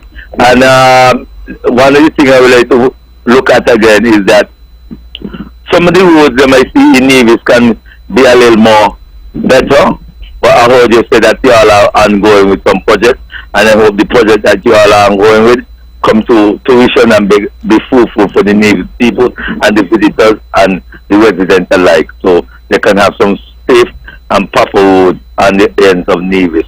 You see, I think there's some dangerous road too, and I don't know why you all have these drivers, they're driving so fast when the road is small. You need to start putting on some tickets valid on these drivers for the speed limit they're driving, especially on the stretch road them they have. Because I walked through the whole island of Nevis a week or so ago, and when I look at the way how people drive out, I say, this even is worse than thinking people how they drive. But anyway, continue doing your work and let the Almighty guide you wisely. Remember me say mankind, I say the Almighty, because mankind already yet for truth and justice. Already for to pull the hand up with money. And I hope you're on part of that level, because you have young generation. Your young generation needs guidance, not control. So keep safe, keep thanks. All right, thank you very much for that. And I'm surprised you say you walk through the whole of Nevis and you missed the park, because that's pretty prominent. It's right there at Pinnace, and it's one of the really significant projects that this government has undertaken with the assistance of the government and People's Republic of China, Taiwan. And that is why I don't hesitate when I say they've been our best friends. They've really contributed significantly to the development of St. Kitts and Nevis and the development of our people. Let's go back to the telephones and take some calls. Good evening, you're on the mark. Good night, Dr. Brantley. Thank you so much. Good night to you. How are you? I'm fine, thank you. All right. Congratulations to you. Thank God you. have blessed you. You have so much to give God thanks for. Yes. Only the best will do. Congratulations to the girls too.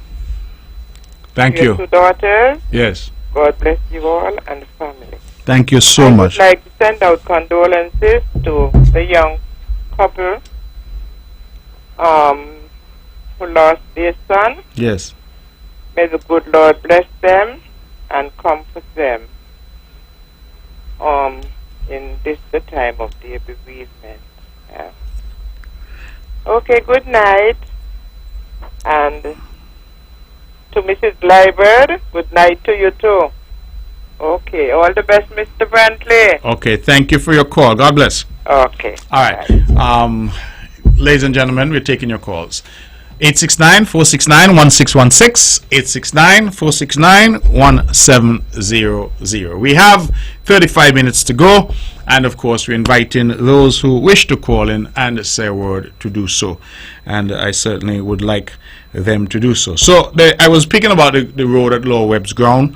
I would again want to congratulate the Honorable Spencer Brand and his team, but also the Honorable Eric Evelyn, who continues to deliver for the people of St. George, Gingerland. And so these infrastructural projects are being put together because we're trying to bring relief to various neighborhoods and various communities, and I'm very proud of what has been achieved thus far. When we look at Hanley's Road, we look at Brownhill Road, we look at Brazier's, we look at Shaw's Road, we look now at Butler's, we look at Bath, what's happening there, and then we look at what I think has not been talked about enough, the improvements that Spencer Brand has made in Charlestown.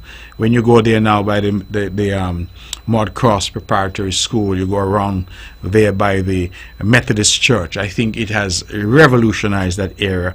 It is really something that is no longer even recognizable from what it was. And so I really want to commend Spencer Brand. He did tell the people of St. Paul's, give him a term and he'll earn the rest. And boy, has he done some work. not just in St. Paul's, but throughout Nevis. So kudos, Spencer, if you're listening, you have done well. Let me go back to the phones. Good evening, you're on the mark. Hello? Good night. You're on the mark. Could you move away from the radio? Yeah. Hey, good night. I want to say my sympathy for Keisha Panel. A dog bite up the baby, his son, Yes. a big dog bite up the man's son, kill him. The lady. I stand son. Kish, I want to tell you so. Everybody now. You have a Colin. Good night. I'm not late. All right. Okay. Thank you for your call. And yeah, very sad situation involving this youngster. Really a baby at 3 years old. We just have to trust that God's plan is the correct plan, because He knows best.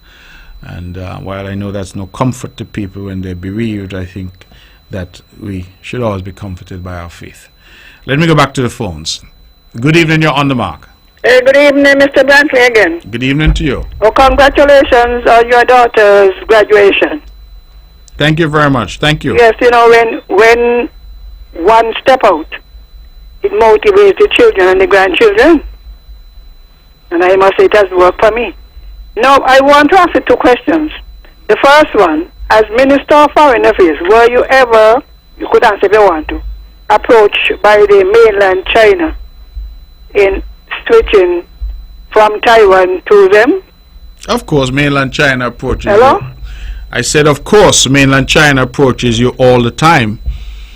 Now, why I ask you, I noticed that there seem to be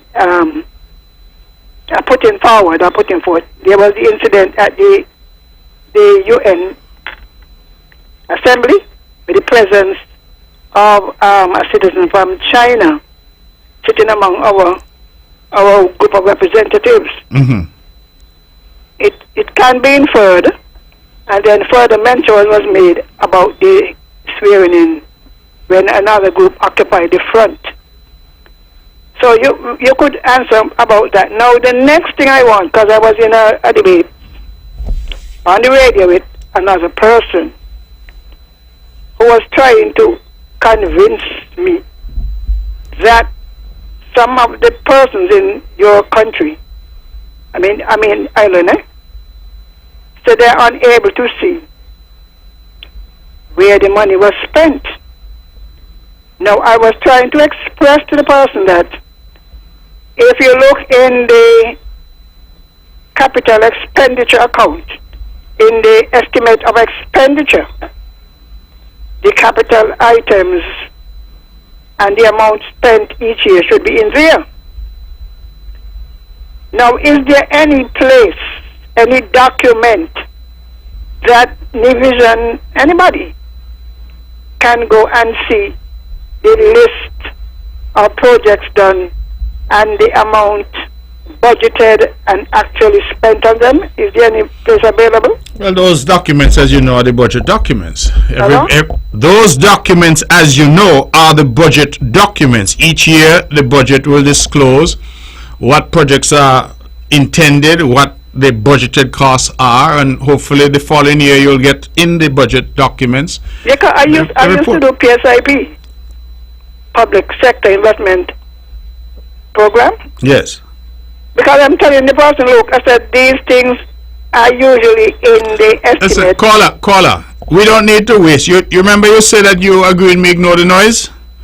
Yeah, you don't need to waste time, because a lot of people who are talking nonsense know that they're talking nonsense. Well, anybody who's going to tell you they don't know where money has gone. I want to know, because they must be in the capital account. That's what I'm saying. But listen, not only that, but let me make it clear that the NRP Nevis continues to make this big song and dance about where money gone.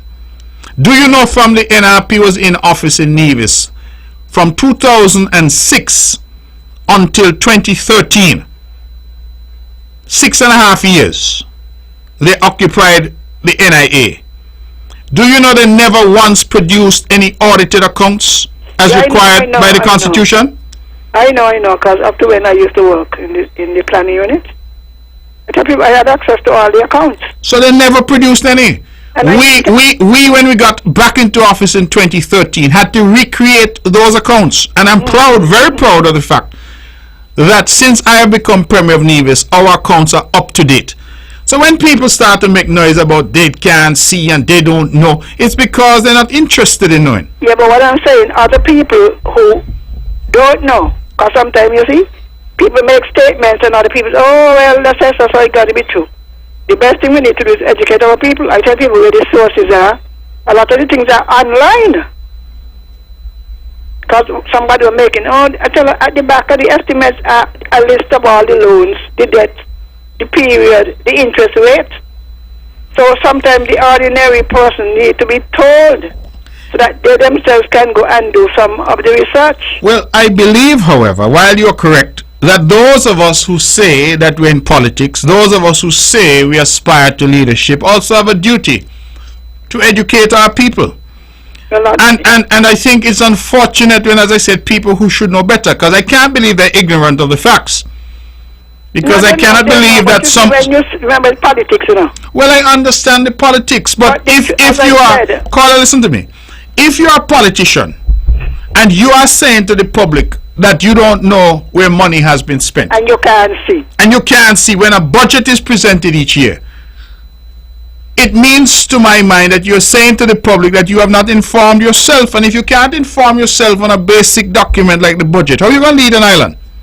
But maybe people need to be told where they could find the information. Well, you know, that is where coming in, because I mean, that was my job. Mm-hmm. So when I hear people saying, oh, they don't know and they can't see, and the debt and the loan, I say all of these things are in the estimate.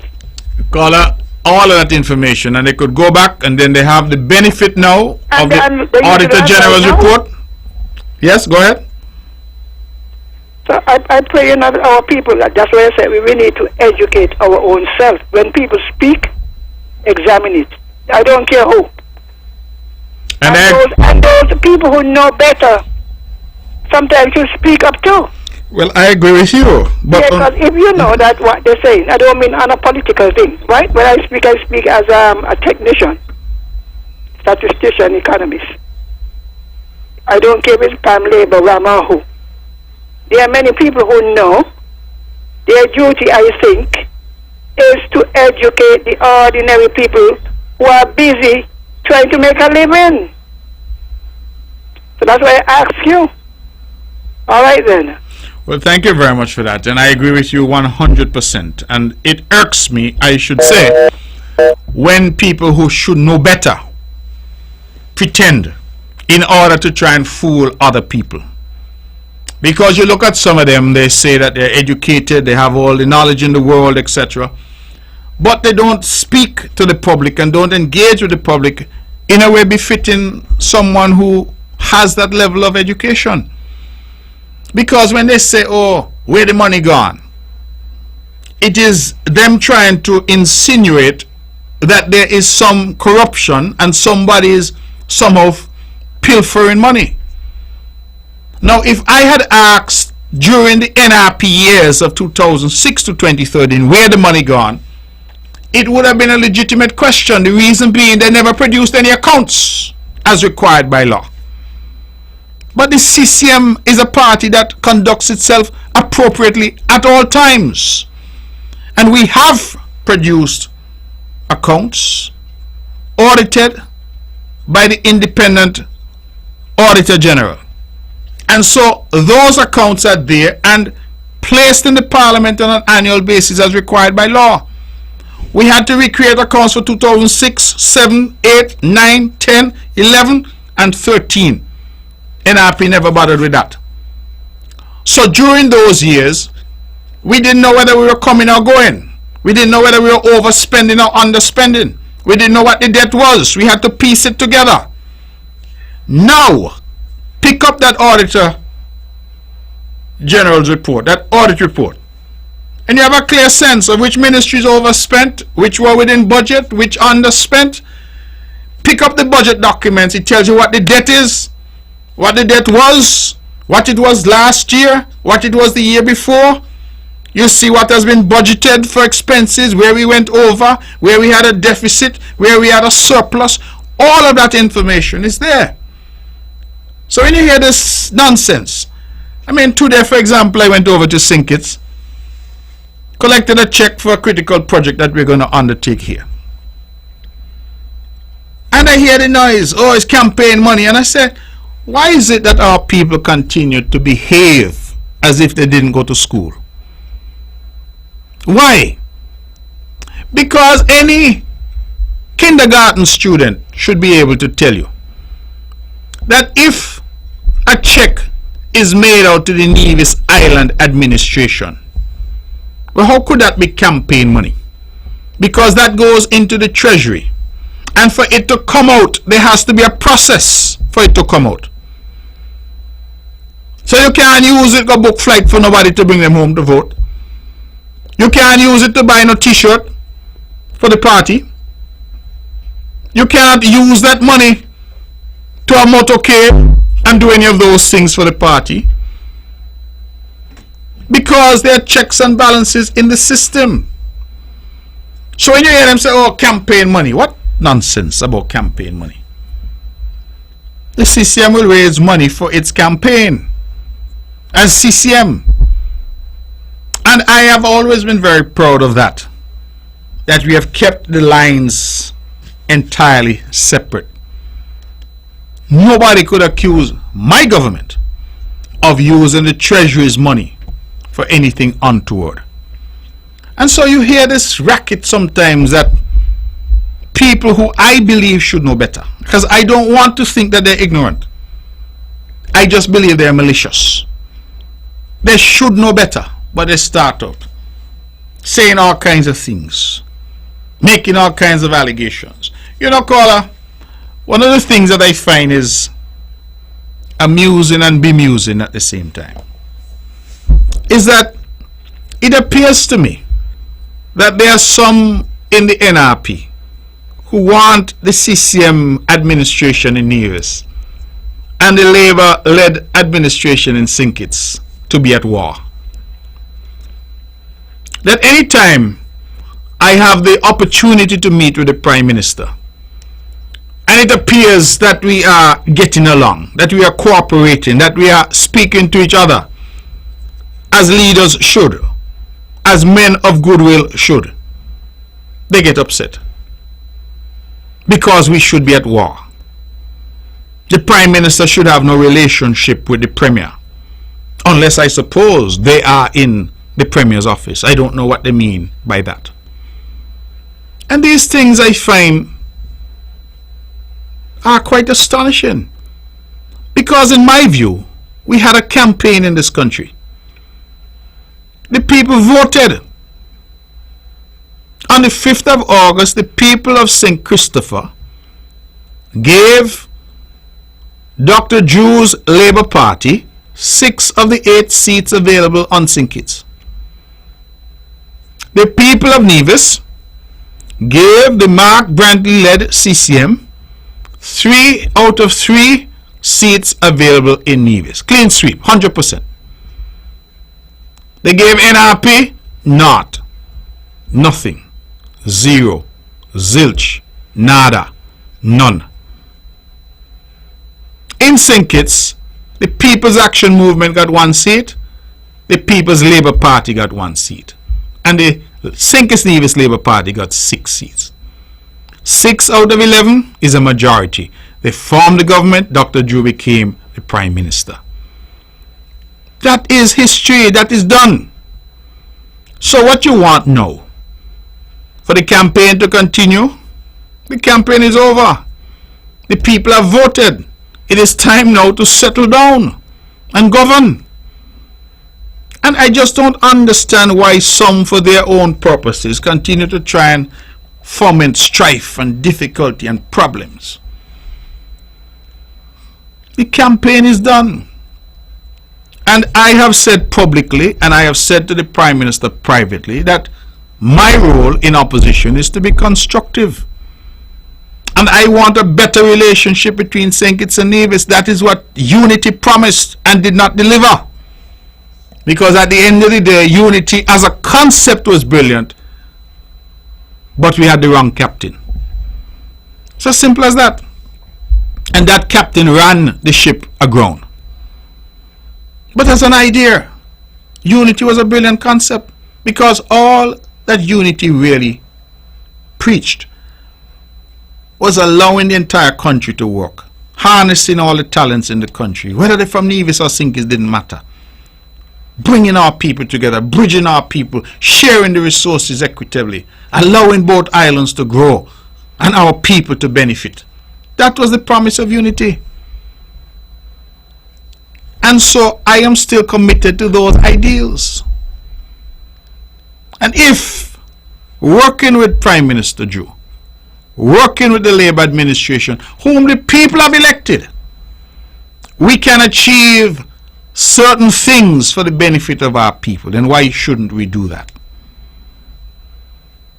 Why? I said in my very first reference publicly to the new Prime Minister that he had a clean slate. Some may look at him and say, well, he has no experience, and all of that might be true, but sometimes having no experience in government is not a bad thing, because it means you don't have any baggage. You come and you have a clean slate to create your own legacy and write your own history. And I wish him well, because if he succeeds, the country succeeds. It's as simple as that. So I don't understand why everybody wants to push the row and create drama and create difficulty. I'm 53 years old. Those who would have watched me over the years here on this show saw that I went from a black beard to a grey beard. I am now getting to the point of being in the departure lounge. In fact, I hear them calling, telling me the flight is boarding. I'm downstairs still trying to get upstairs to the departure lounge. That is the nature of life. People are not to fight these things, because that is life. Every day people are being born, and every day people are exiting the stage. And those who are being born are being empowered, we hope, to come and take the place and make it even greater. So, this notion that there should be perpetual animosity and perpetual fight and difficulty, I've always said all it requires are people of goodwill. And I understand that the federal election is over and the people have spoken. I understand and accept that the people have elected a Labour government. That Labour government is led by Prime Minister Joe. And therefore it is time now to get to work.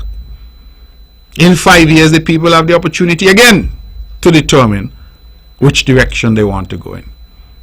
And so it will continue, so long as God gives us life and continues to bless these two beautiful islands of ours. So why is there the need? It appears the fervent desire among some to foment problems and difficulty. Why? And I believe that it is time that we put away those things. So when I was a child, I behaved as a child, but when I became a man, I put away childish things. There's value in those biblical lessons that we must learn sometimes to rise and to elevate ourselves and really live out the motto of our country, country above self. Suppress whatever personal things we might have going on. Oh, me no like she and me no like he. And that becomes the basis for decision making at a national level, which affects the entire country because you don't like somebody. That is nonsense. And I just believe that we need to do better. And those who come and their only purpose is to criticize and condemn and seek to vilify, I think it is unfortunate and unnecessary. I see my opponent had some event down at the Malcolm Gishard Park, and I smiled.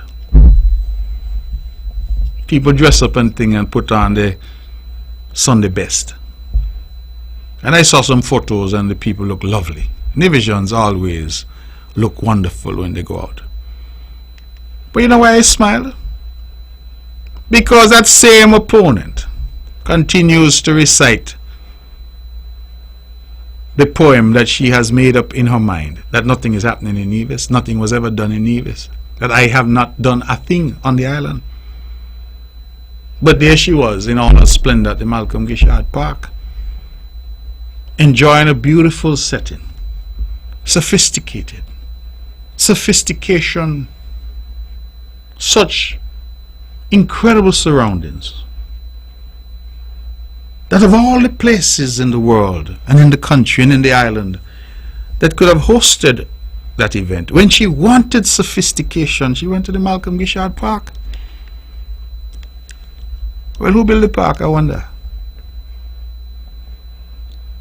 Who built the park? The same premier and government you say is doing nothing. And that's where you go and go lollygog. Then I understand they had a big fundraiser. Can't remember how much they were charging, but big money for people to come and drink a little Stone's ginger wine and eat some pan cheese. Big money. And I said to myself, but this same person lives and dies with one message. You know what the message is? How poor and hungry Nevis people are. How bad things are in Nevis. How so many people living in poverty. And I say, well, that is interesting, because if that is your message, well, I would have thought that what you would have is some kind of food drive or food bank to offer a meal to the multitude that you claim have nothing to eat, to offer assistance to the multitude that you say are poor and destitute. But that's not what was happening now. No. You put on something and tell the people pay big money, give you money. So the same people you say are poor and destitute and hungry are the people that you ask to come to an event to give you money. Sometimes I reflect and I say, you know, if one were to write a book about what passes in Nevis as politics from some, it would be an award-winning comedy, because some of them don't have a clue, not a clue about anything. The vacuous approach to important matters is truly astonishing. And to think that some of these people were people who all of our lives we say were bright, because they went along and you call them doctor and you call them this and you call them that, and you say, boy, them are bright people, but when they open their mouth and they're subjected now to public scrutiny, you say, Lord, you're searching for a dunce cap to put on the head, because nothing there, empty. Empty. No ability to say, okay, the park built at Pinnis is lovely. However, we would add this, or we would suggest that we do that to make it better. No, they say nothing was done. But then they find themselves in the same park, grinning like Sammy Monkey. That is the reality of the hypocrisy that we have happening here on the island of Nevis. Where the money gone, we can't find the money. But a budget is produced every year, and audited accounts are produced every year. So it speaks to their own incompetence if they say they don't know, because all they need to do is pick up the document. In fact, I think the documents are online. Read it themselves. What they should be doing is looking in the document and critiquing the numbers, but they don't do that. They said to the public, oh, we don't know, we don't know. As a politician, I would have thought that it is your duty to find out and to access information that is freely and readily available, instead of trying to mislead people. I can't forget, you know, ladies and gentlemen, perhaps some may say it is old news now, that my opponent and the rest of NRP waged a war against the CCM, saying that we were greedy, corrupt, bad, worthless, vagabond, because nobody could do two jobs, and we should not run for local elections and also run for federal elections. That was their claim. They went so far as to change their constitution to forbid it, to say that none of them should be able to run federal and local. Then when push came to shove, the federal election came of August 5th, and to our astonishment, the same candidates that they had announced for local were running for federal. Then they come and they say, well, the time been short. I haven't had no time. Some of them who come forward and offer themselves wasn't good enough. So we decide that we going to run because we not got no choice. Them drop the election panel so fast. We not had no chance to do nothing. So we had to do this, and we had pure ton of foolishness. All of a sudden, it wasn't bad and worthless and vagabondry. And you know, since they've gone quietly and changed back their constitution now to say that they could now run in both elections. You see hypocrisy? You see hypocrisy? For nice 3 years, every night, every day, you can't do two jobs, not focused on Nevis. You're going down a Sinkits. And look, at the end of the day, same people come in front of Nevis people and say, vote for me to send me Sinkits. And by the way, I'm coming back, I want you to vote for me too, to put me in government in Nevis. That which they condemned so vociferously as wrong, they now embrace as right. You see life? That's what I comment on all the time, the hypocrisy. And one of the things I've learned in politics, say what you will about me, but people appreciate people who are straightforward. Let your yea be your yea and your nay be your nay. You may not always have the answer. You may not always have an answer that people like. But be straight with people. Just constant rah, rah, rah, rah, rah, with no semblance of reason, where people go away and say, well, this person couldn't have gone to school because they don't got no sense. We must try to engage in some level of politics that uplifts all of us. An exchange of ideas that uplifts everybody. And when there are problems, and there will be problems, we try to confront them. We had a huge issue here with the fuel surcharge. I felt so good. I was in the line getting some food, and a lady came up to me and said, Mr. Brantley, Mr. Premier, thank you. And she hugged me, bear hug. And she said, I got the lowest light bill I've had in years, and I was able to pay it without any problem. Thank you for the relief. We knew there was a problem with the fuel surcharge. We studied it. We got the best advice we could, and we came up with a solution. And people have seen some relief. We don't know what's going to happen tomorrow, because already I'm hearing OPEC took a decision, I think it was today or yesterday, that they're going to cut supply, which means that they're trying to drive up prices again. But if you're forthright, if you're open, if you come to our people and you explain the circumstances to them, I think people appreciate that. And that to me is what real governance, real leadership looks like. Not this scatterflam, not when you spend PLP money on election day and the following day you put on a red shirt and go and sink it, say your labor. That doesn't fool people who are genuine. That is called hypocrisy. And that has been the difficulty I find with this NRP. And that's why I say it's the same old khaki skirt.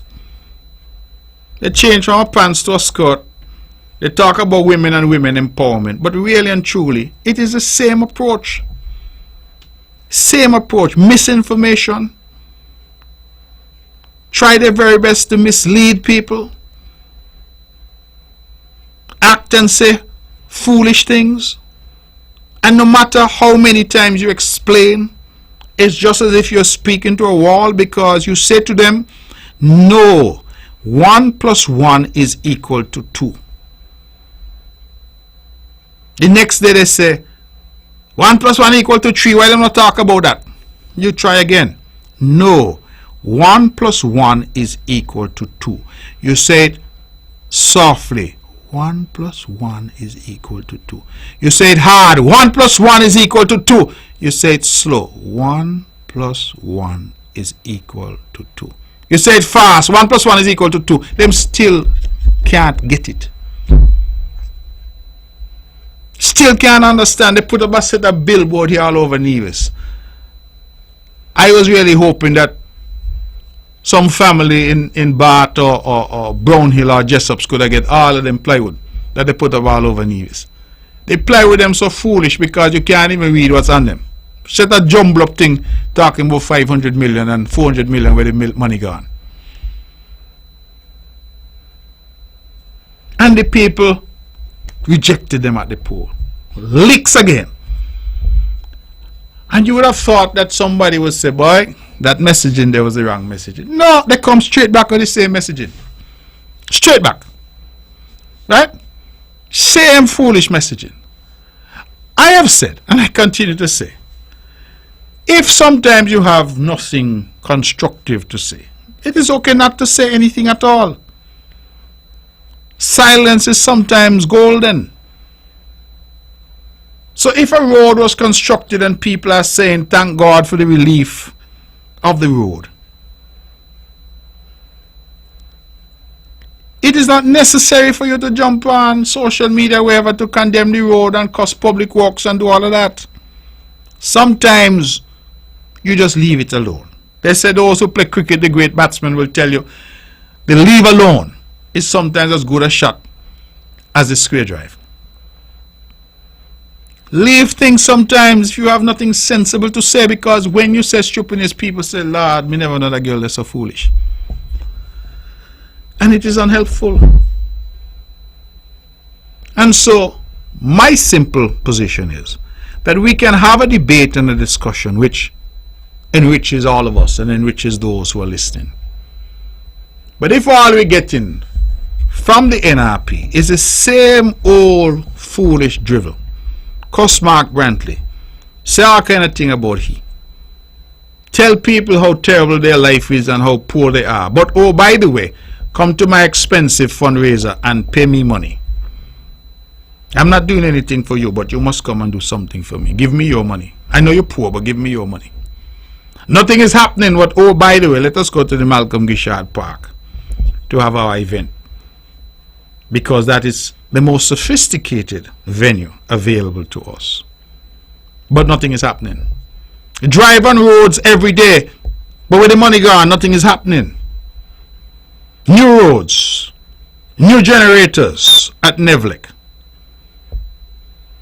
a better water supply, investment in health, ambulance service, CCTV coverage, drop in crime, infrastructural projects all across the island, more scholarships for our young people, more training for our young people, TVET Center in Gingerland, improvements all around this island. But they say nothing happening. And it's as if they're stuck. It's like a record. Those old, what they call it? Phonograph. And when you hit that red scratch, you just get in the same stuck record. Nothing new, no new ideas, nothing at all that elevates us. We can do better. We shall do better. The banner struck up, it means I have to go. That's 10 o'clock. That's always our signal. Ladies and gentlemen, it was good to be here. It is good to be back. And I am going to try to be here more often than I have been in the past. I think some of my travels are behind me now. It is time for us to get down to business.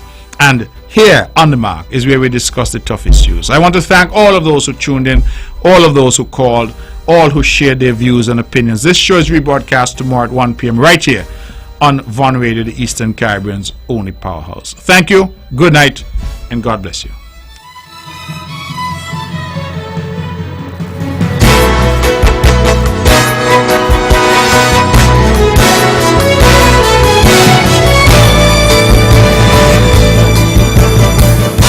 views and opinions expressed on the preceding program were solely those of the participants and do not necessarily reflect the views of the Nevis Broadcasting Company Limited or